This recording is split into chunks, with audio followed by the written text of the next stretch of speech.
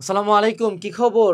এইচএসসির পোলাপান। সো তোমাদের কাছ থেকে একটা কোশ্চেন আমরা লাস্ট উইকে পাইছি যে ভাইয়া অনেকগুলা রাইটার আমি কিনে ফেলছি। আজমল স্যার, হাসান স্যার, আলিম স্যার, ফিজিক্সের তপন স্যার, ইসাক স্যার, এই স্যার, ওই স্যার, মানে 4-5টা রাইটার কিনে ফেলছি। এক এক স্যার এক এক বই থেকে পড়াচ্ছে। কলেজে একটা পড়ায়, প্রাইভেটে একটা পড়ায়, অনলাইনের ভাইয়েরা যে থেকে পড়ায় সেটাও বুঝি না। সেই যে এইচএসসি লাইফে এতগুলা রাইটার, এই রাইটারগুলো আসলে কিভাবে একসাথে পড়বো এবং পড়ার চেয়ে বড় কথা হলো কিভাবে মনে রাখবো। আরও বড় কথা হলো যে যখন আমার কলেজে পরীক্ষা হবে, যখন আমার এইচএসসি পরীক্ষা হবে, তখন তো আসলে এতগুলো রাইটার আমি পড়ে যেতে পারবো না। আসলে তাহলে সলিউশনটা কি? আপনারা কি করছিলেন? সো চলো আমরা এই প্রবলেমটা তোমাকে সলিউশন দেই। প্রথমে আমরা একটু জানি যে এইচএসসিতে আসলে নরমালি কতগুলো রাইটার থাকে। এভারেজে পার সাবজেক্ট যদি তুমি হিসাব করো, পার সাবজেক্টে তুমি ফেমাস রাইটার মানে মোটামুটি সবাই কিনে, এটা হলো 5টা মিনিমাম। আর্টস কমার্সের ক্ষেত্রে হয়তো একটু কম হইতে পারে, কিন্তু সায়েন্সের ক্ষেত্রে ফেমাস রাইটার 5টা। এবং টোটাল যদি তুমি রাইটার হিসাব করো গোটা বাংলাদেশ জুড়ে, নিয়ার অ্যাবাউট পার সাবজেক্টে 16টার মতো রাইটার থাকে। ঠিক আছে? এখন তুমি যখনই কোনো নতুন বই দেখো, উদাহরণস্বরূপ তুমি যদি আজকে হাজারি স্যারের বইটা দেখো, দেন সিম্পলি গুহ স্যারের কেমিস্ট্রি বইটা পাশাপাশি রাখো, দুইটা বই দেখে পুরাপুরি ডিফারেন্ট লাগবে।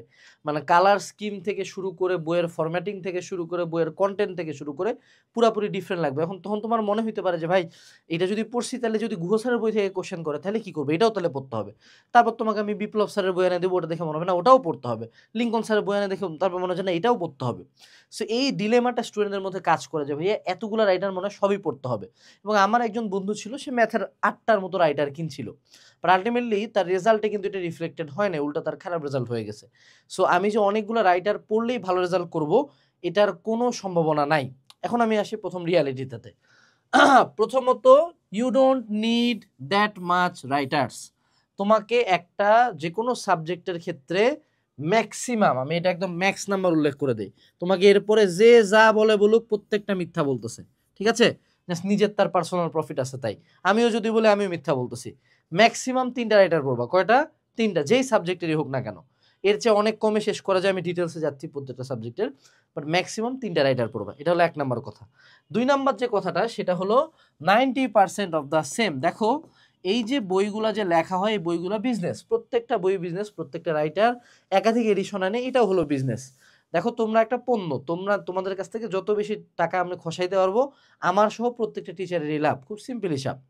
এখন কথা হলো যে তুমি যখন বইগুলা দেখে তোমার কাছে কোয়াইট ডিফারেন্ট লাগে, বইগুলা ডেলিবারেটলি তার কন্টেন্টগুলো এমনভাবে কালার টালার রং টং বক্স টক্স দিয়ে সাজায়, ভিতরে দেখবে 2-3টা রঙিন পেজ ঢুকাই দিছে, কোনো ছবি রঙিন বানায় দিছে, জাস্ট তোমাকে অ্যাট্রাক্ট করার জন্য, অ্যাজ সিম্পল অ্যাজ দ্যাট। এবং তুমি যদি অ্যাকচুয়ালি বইগুলোর ভিতরে রিডিং পড়ো একটু সময় নিয়ে, তুমি দেখবা প্রতিটা বইয়ের 90% অফ দ্য কন্টেন্টস আর সেম। অর্থাৎ তুমি বাজারে একের পর এক রাইটারের মধ্যে যে ডিফারেন্সটুকু দেখতে পাও, সেটা ম্যাক্সিমাম 10%। এটা যদি তুমি যে কোনো সাবজেক্ট আনো, তুমি ফিজিক্স আনো, কেমিস্ট্রি আনো, ম্যাথ আনো, অ্যাকাউন্টিং আনো, ফাইন্যান্স আনো, ইসলামের ইতিহাস আনো, মনোবিজ্ঞান আনো, যুক্তিবিদ্যা আনো, প্রত্যেকটা সাবজেক্টে সর্বোচ্চ 10% ইনফরমেশন এই পাশ ওপাশ থেকে আসে। কারণ প্রতিটারই বই কিভাবে লেখা হবে, এটার আবার এনসিটিভি থেকে তারা একটা সিলেবাস দিয়ে দেয় যে ভাই এগুলা এগুলা আপনাকে লিখতে হবে। এখন কথা হলো ভাই, আমি তো কিছু ইউনিক কোশ্চেন্স দেখছি বইয়ের ভর্তি পরীক্ষায়, যেগুলো হয়তো বা ওই একটা রাইটারের বইতে ছিল, আমাদের নর্মাল রাইটারের বইতে নাই। বাট আমার কথা হলো, হোয়াই শুড ইউ কেয়ার? প্রথম প্রশ্ন হলো, প্রথম দিকে যখন তুমি শুধুমাত্র ভেক্টর চ্যাপ্টারটা নিয়ে কথাবার্তা বলো, তখন কিন্তু তোমার মনে হয় যে না, ভেক্টর আমি 5টা রাইটার থেকেও পড়তে পারবো, সমস্যা নাই। কিন্তু তোমার যখন এইচএসসি পরীক্ষা, তখন তো ভেক্টর হয় না, পুরা ফিজিক্স ফার্স্ট পার্ট একটা হয়। আর যখন তোমার অ্যাডমিশন চলে আসে, তখন কিন্তু একটা সাবজেক্টেরও পরীক্ষা হয়, তখন 4টা বা 3টা সাবজেক্ট, পিসিএমবি 4টা মিলায় বা পিসিএম 3টা মিলায় এক্সাম হয়। সো তখন কি 5টা রাইটার পড়ে যাওয়া সম্ভব? উত্তর হলো না। অর্থাৎ just because I want to know more doesn't mean I have to know more. ঠিক আছে?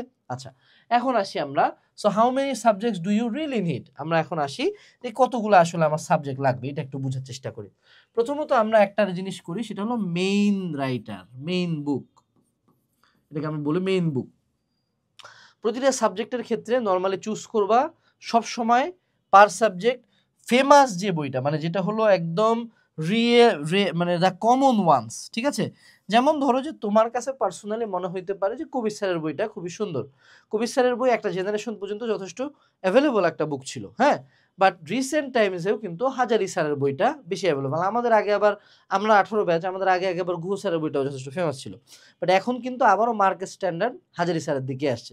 এখন তুমি চাইলে বায়োলজি নূরে পারভিন খানম ম্যাডামের পুরাতন বই পড়তে পারো, it's completely up to you, but question majority of the time varsity বা মেডিকেল বা ইঞ্জিনিয়ারিং যেটাই হোক সবসময় মেইন রাইটারগুলো থেকে হয়।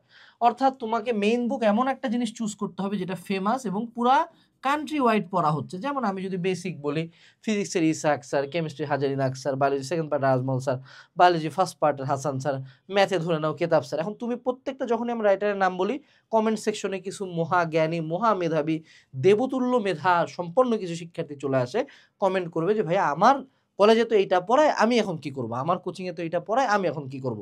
দেখো বাবা, তোমার কলেজে তো এইচএসসি পরীক্ষা নিবে না, পরীক্ষা নিবে তোমার পুরা বোর্ড। আর যখন তুমি অ্যাডমিশন দিবে তখন তোমার বোর্ডও ফেলাই দিতে হবে, তখন পুরো বাংলাদেশ মিলে একটা জায়গায় কম্পিট করবা। সো তুমি কি কলেজে ভালো স্টুডেন্ট হইতে চাও, কলেজের একরোল হইতে চাও নাকি স্কুল, নাকি যে একরোল করবা? না, এরকম কোনো কিছুই তুমি চাও না, তোমার টার্গেট হলো চান্স পাওয়া। So think about the bigger picture.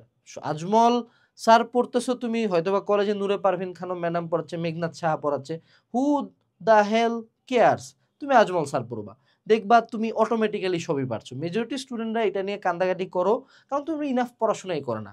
তোমার আগে রাইটার নিয়ে চিন্তা কারণ তুমি মূল বই যে কোনো সময় পড়োই না, তুমি তুমি হুদাহুদি ক্লাস টাস করে ভাবো যে পড়া এমনি হয়ে গেছে, বাট নিজে কয়দিন বইটা নিয়ে রিডিং পড়ছো, এটা বুঝতে হবে। দ্বিতীয় একটা বই আমরা রাখি, এটা হলো সাব বই, সাব বুক। যেমন তুমি ধরো ফিজিক্সের ক্ষেত্রে ইসাক স্যারের সাথে majority of the students Tapan sir রাখে, বায়োলজি আজমল স্যারের সাথে আলিম স্যার রাখে, কেমিস্ট্রি হাজারি স্যারের সাথে অনেকে গুহ স্যার রাখে, অনেকে কবির স্যার রাখতে পারে, ডাজেন্ট ম্যাটার, মেইন বই সাব বই। আর তুমি ধরো ম্যাথের ক্ষেত্রে কেতাব স্যারের সাথে অনেকে এসিউ আহমেদ স্যার রাখে, অনেকে অসীম কুমার স্যার রাখে। এখন তার বাইরেও অনেক রাইটার আছে। সো আমি আরেকটা যেটা ক্যাটাগরি সর্বোচ্চ দিতে পারি যে সাব টু বুক, যে সাব বইয়ের পরেরটা, ঠিক আছে।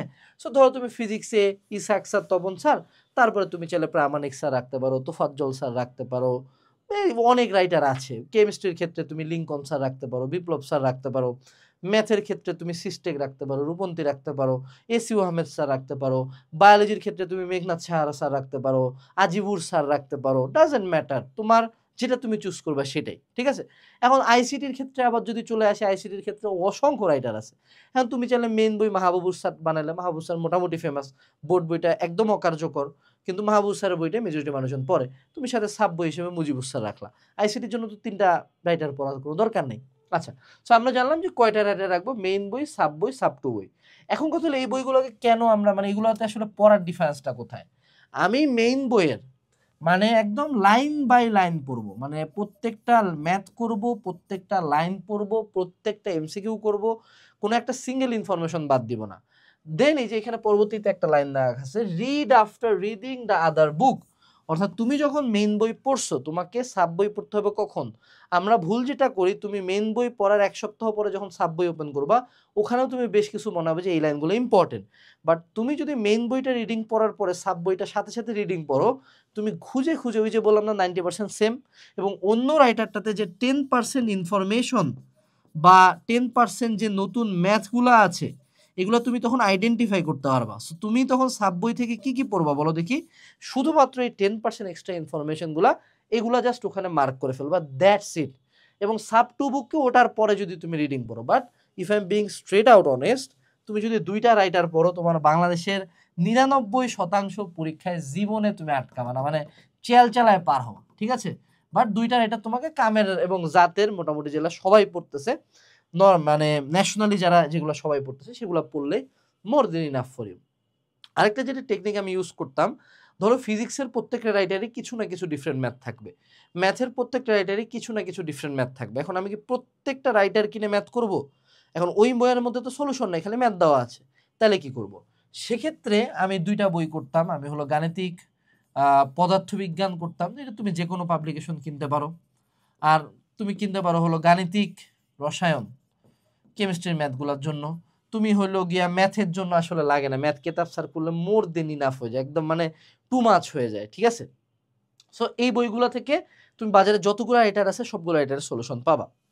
এখন তোমরা যারা যারা অনলাইনে বিভিন্ন জায়গায় পড়াশোনা করতেছো, তোমাকে অনেকে অনেক রাইটার পড়াবে, দেখবা যে মেজরিটি অফ দ্য কেসে অনেক প্রকার যে অনলাইন ক্লাস অফলাইন ক্লাসে কিন্তু অনেক রাইটার থেকে ইনফরমেশন নিয়ে আসে।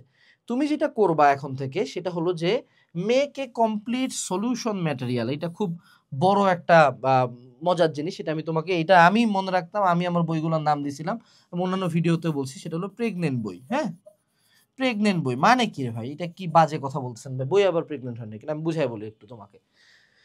ধরে নাও যে আমাদের এইটা হইল গিয়া আমাগো বই, হ্যাঁ, এটা আমাদের বই।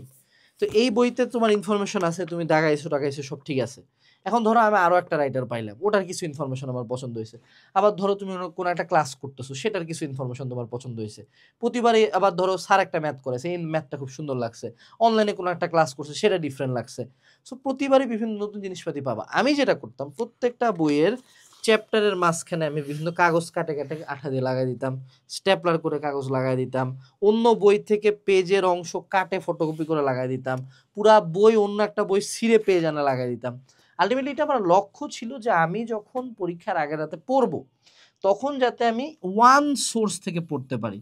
এই ইস্যুটা প্রথম দিকে বুঝবা না, প্রথম দিকে 1-2টা চ্যাপ্টার এটা বোঝা যায় না, বাট যেই মোমেন্টে আমার পরীক্ষার হলে 12টা বা 14টা চ্যাপ্টার পড়ে যেতে হয়, সেই মোমেন্টে কিন্তু আমাকে একটা সোর্স থেকে পড়তে হয়। সো মেজরিটি স্টুডেন্টস এক এক চ্যাপ্টার এক এক রাইটার থেকে পড়ে, তারপর পরীক্ষার আগে রাতে পাগল হয়ে যায় যে এইটা পড়বো না, এটা পড়বো না, এটা পড়বো। সো এই সকল সমস্যার সমাধানের জন্য একটা বইয়ের মধ্যে সব ইনফরমেশন অ্যাড করবা। বাই দ্য ওয়ে, তোমাদেরকে একটা কথা বলি, এই যে যেমন আমরা একটা সোর্সের মধ্যে সব ইনফরমেশন রাখতে বলতেছি, এটা তুমি এখন বুঝবা না, কয়েকদিন পরে বুঝবা যখন তোমার এক্সামগুলো শুরু হবে। ঠিক তেমনি তোমরা কিন্তু অনেকে অনলাইনে ফিজিক্স, কেমিস্ট্রি, ম্যাথ, বায়োলজি বিভিন্ন সাবজেক্ট, বিভিন্ন ভাইয়া বিভিন্ন প্ল্যাটফর্মে পার চ্যাপ্টার ভিন্ন ভিন্ন জায়গায় ভর্তি হচ্ছ। তোমার কি মনে হয় তুমি পরীক্ষার আগে এই সবগুলা জায়গা থেকে ক্লাস করতে পারবা? নাকি তোমার মনে হয় যে না, যখন যেমন ইচ্ছা একটা প্ল্যাটফর্মে সবগুলো যদি ক্লাস দেওয়া থাকতো, একটা অ্যাপে ঢুকে যদি আমি সবগুলা ক্লাস করতে পারতাম, তাহলে সেটা ভালো হতো? এরকম একটা কোর্স হলো আমাদের একাডেমিকটা অ্যাডমিশন কোর্স। আমার প্রতি ভিডিওতে এটার প্রমোশন থাকে। এটা রিজন হলো আমি বিলিভ করি একটা সময় গোটা বাংলাদেশের প্রত্যেকটা স্টুডেন্ট তার এইচএসসি লাইফে কোর্সটা কিনবে। অলরেডি 10,000 মানুষজন প্রতি বছর কিনে 10,000, 12,000, 13,000। বাট তুমি যদি এই কোর্সটা না কিনে থাকো, তুমি সেম মিস্টেকটাই করতেছো, তুমি 14 জায়গা থেকে বই রাইটার বিভিন্ন জায়গা থেকে পড়তেছো, বাট পরীক্ষার আগে আগে কোনোটাই এক জায়গায় পাবা না। আমাদের এই কোর্সে সবগুলা সাবজেক্টের 12 ধাপের 2000 ক্লাস, 600 এক্সাম, ম্যাটেরিয়ালস, সাজেশন, 1 ইয়ার মাস্টার প্ল্যান এবং অনলাইনের সবচেয়ে এক্সপিরিয়েন্স টিচার প্যানেল ইনক্লুডেড আছে। তুমি যদি এই কোর্সটা নিতে চাও, বর্তমানে একটা বিশেষ কুপন সেল 30, এটা হলো ইয়ার এন্ড সেলের জন্য ডিসকাউন্ট। সেল 30 কুপনে তুমি 30% ডিসকাউন্টে আমাদের একাডেমিকটা অ্যাডমিশন কোর্সে এনরোল করতে পারবা। ট্রাস্ট মি, এটা প্রথম দিকে তোমার কাছে হয়তো পছন্দ নাও হইতে পারে, প্রথম দিকে মনে হইতে পারে অনেক জায়গা থেকে পড়তে পারবো, বাট কয়েকদিন পরে যখন তুমি বাটে পড়বা, তখন তোমাকে সেই কোর্সটা নিতে হবে। So don't miss it out, video description box থেকে চেক দাও। এখন আসি, সেটা হলো যে ভাইয়া কমপ্লিট সলিউশন ম্যাটেরিয়ালে নর্মালি কি কি জিনিসপাতি অ্যাড করি। ওই যে আমি বললাম যে আমি যদি কোনো এক্সট্রা রাইটারের ইনফরমেশন পাই, এক্সট্রা রাইটার ইনফো, ঠিক আছে, এটা অ্যাড করব। কোনো এক্সট্রা ম্যাথের টেকনিক যদি পাই, তারপরে অন্য কোনো জায়গার ইম্পর্টেন্ট লাইন যদি পাই, তারপরে ধরো লেকচার শিট যদি কোনো একটা খুব ডিফারেন্ট লাগে, তারপর ধরো গাইড বইয়ের কোনো একটা জিনিসপাতি আমার ভাল লাগছে। অর্থাৎ মুদ্রা কথা হলো যত জায়গা থেকেই পড়ো, এই যে একটা বইয়ের মধ্যে সবকিছু ঢুকা। এবং এটা কোন বইটার মধ্যে ঢুকাবা বলো দেখি? সাব বইয়ের মধ্যে? উত্তর হলো না, আমরা এই মেইন বইটাকেই এমন একটা স্কেলে নিয়ে যাব যে আমার জীবনে অন্য কোনো বই দেখতে হবে না। এবং এই এক একটা বই তোমাকে কতটা যে হেল্প করবে এটা তুমি কল্পনা করতে পারবে না। তোমার অ্যাডমিশন টাইমে যায় এই বইগুলো সবচেয়ে বড় পাথর হয়ে যাবে। আমি তো জানতাম না যে এই টপিকের উপর আমি ফিউচারে ভিডিও বানাবো। আমি নিলে আমার বইগুলো রাখতাম, আমার এক একটা বই মানে নর্মাল সাইজ যদি এরকম থাকতো, আমার বইগুলো এত মোটা হয়ে যেত। মনে রাখতে হবে তোমার সাব রাইটার, মেইন রাইটার, তুমি খুব ক্লিন কোনো বই রাখাতে। হ্যাঁ, খারাপ স্টুডেন্টদের বই হয় ক্লিন, কারণ তুমি তারা টার্গেট করে এগুলো কেজির দরায় বেচে তারা কটকটি খাবে। কিন্তু ভালো স্টুডেন্টদের বই হয় ছেঁড়া, দাগানো, ময়লা, কারণ তারা অ্যাকচুয়ালি বইটাকে পড়ে, পুরা বইটাকে আত্মস্থ করে। তোমার কাছে 4টা রাইটার খুব চকচকা আছে, এ বই তুমি কেজির দরে হয়তো বা 20 টাকা 30 টাকা কেজির দরে বেচবা। বাট যে ভালো স্টুডেন্ট সে বইগুলো থেকে ভ্যালু কালেক্ট করে একটা বই বানায়, সেই বইগুলোকে ইউজ করে বইগুলোকে তার প্রপার সম্মান দেবে। বই ক্লিন রাখার মধ্যে বইয়ের প্রপার সম্মান নাই, বই পড়ার মধ্যে, বই ইউজ করে ভালো রেজাল্ট করার মধ্যে বইয়ের প্রপার সম্মান আছে। এটুকু ছিল আজকের ভিডিওতে। আশা করি তোমাদের এই কনফিউশনটা দূর হয়েছে। দেখা হবে পরবর্তী ভিডিওতে। আসসালামু আলাইকুম, টাটা।